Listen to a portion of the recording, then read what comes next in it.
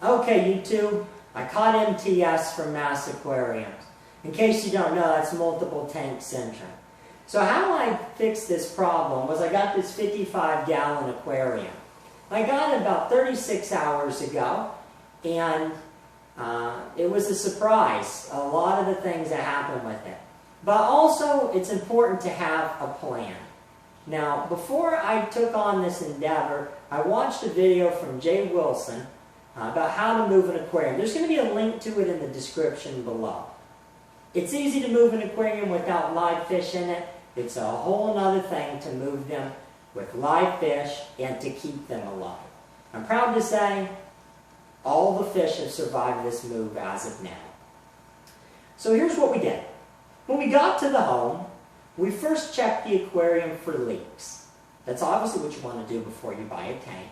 Check it for leaks. I checked it for scratches because of my OCD. And also checked it for any sort of damage to the stand, any sort of signs of rot on the stand or where water may be dripping. And when it passed all those tests, we decided I wanted it. So we got it. And the first steps that we did was we took the hood off, and then we drained the water to right here. Now, when I talk about we, part of your plan is to always have a good helper.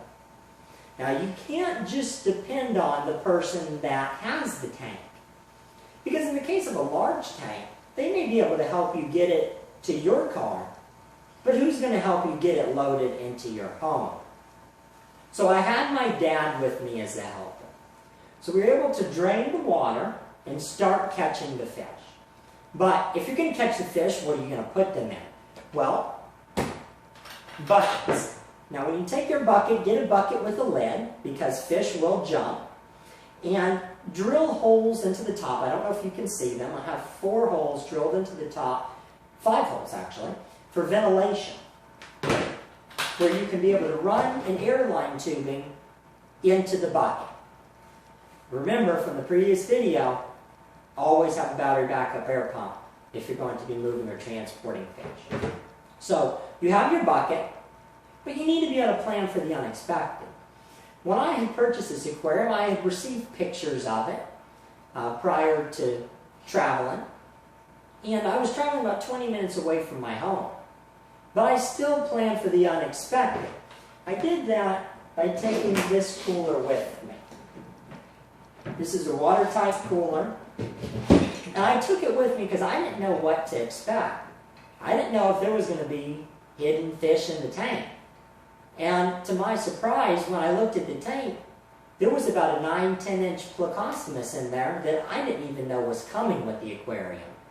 That I had specifically asked the stocking list, and that fish wasn't on the list. And also there were a couple other fish that hadn't been seen in the tank for a while. So I was glad to have a backup. Always plan for the unexpected. Now, when these fish went into these buckets, have towels, if it's especially during winter time, to be able to keep them warm, along with the battery backup air pump. And if you're dealing with multiple buckets, have teas and air stones for each of those buckets. But back to the tank. As we drained the volume low, we started to remove things like this holy rock and like the driftwood with plants attached to it, and we put it into a separate 5-gallon bucket. Now, these items are loaded with beneficial bacteria, so keeping them moist was important to keeping this tank running and not crashing. So once there were no rocks or hiding places, it was a lot easier to catch the fish. Now, we began to bring the water level down, and we began to put fish into the buckets. I had a logical method for how I was stocking the fish. I had the corridors and the autosynclus and some of the smaller fish in one bucket, loaches in another bucket, and the large fish in the cooler. Now, once we used the gravel tube, we were able to get the water just below to about the gravel level. This is important because there's beneficial bacteria in this gravel. There's beneficial bacteria on your glass and all the surfaces. And when you're moving an aquarium, you don't want to go through another cycle or crash when you get to your destination.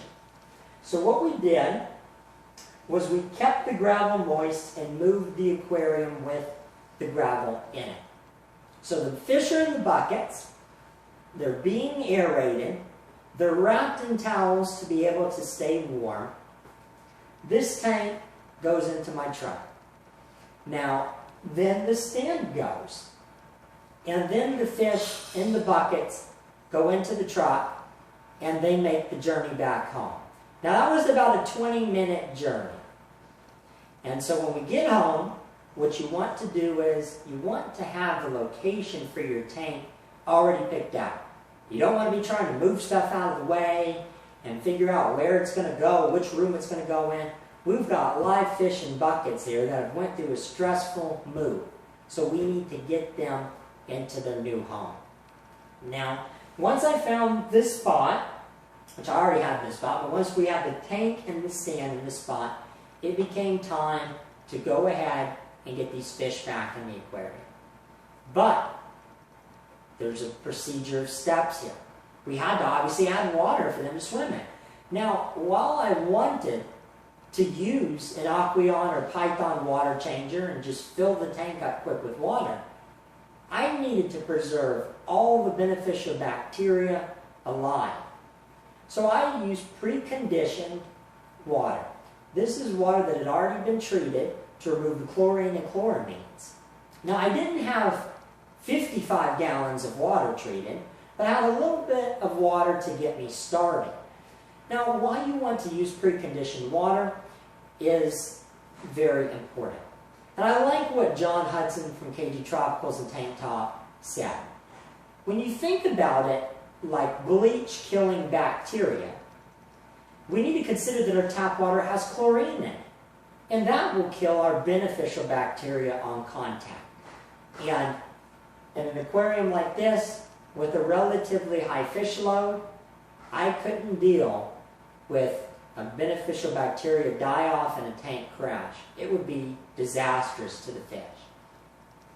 So I was able to put the conditioned tap water in, and as soon as I got high enough, an air stone was placed into the aquarium, and you can hear the noisy luft pump powering it in the background now.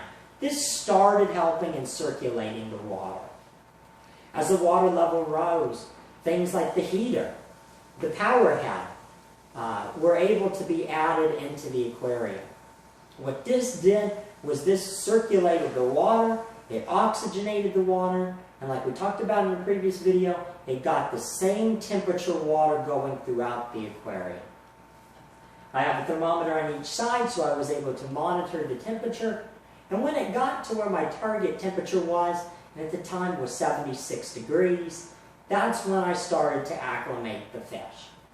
Now, the decorations are already in the tank, the water level is getting high in the tank, the filter, power head, air stone are running in the tank, so we start to acclimate.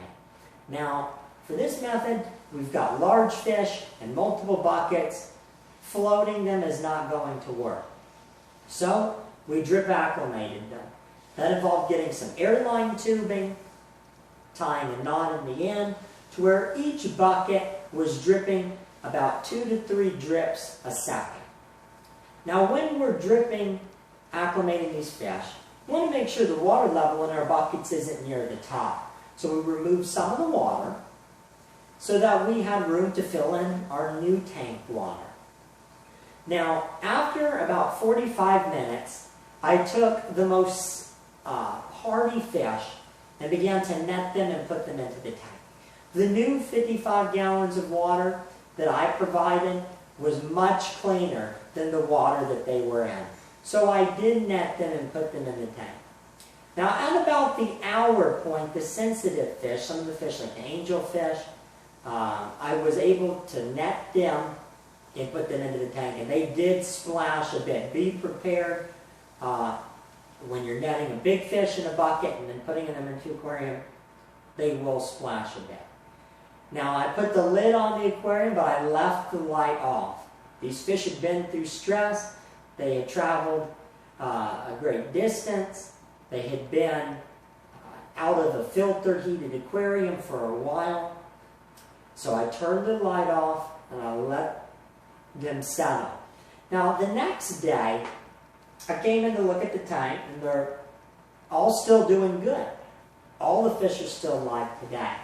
And I decided I wanted to start to clean this aquarium because it was poorly maintained. And so I began gravel vacuuming the tank. And I realized there's about 4.5 inches of substrate in this aquarium. It needs to start being removed.